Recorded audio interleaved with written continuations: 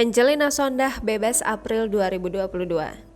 Angelina Sondah dikabarkan bakal bebas tahun ini. Hal itu dibocorkan oleh pengacaranya Krishna Murthy. Krishna Murthy menyebutkan seharusnya Angelina Sondah sudah bisa bebas sejak beberapa bulan lalu.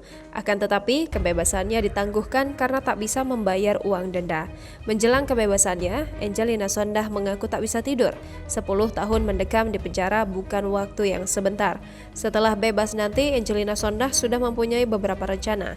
Angelina Sondah ingin mengunjungi makam Adjie Said dan menghabiskan waktu dengan Keanu. Angelina menjadi tahanan KPK sejak 2012.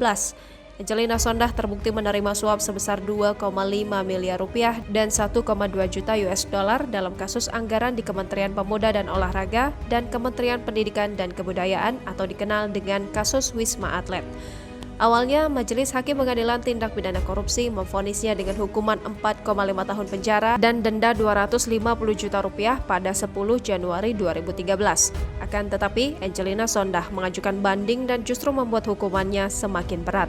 Hukuman bertambah menjadi 12 tahun. Beruntung, lewat peninjauan kembali, hukumannya disunat menjadi 10 tahun penjara dan denda 500 juta rupiah subsidiar 6 bulan penjara. Jangan lupa subscribe, share, komen, dan like ya!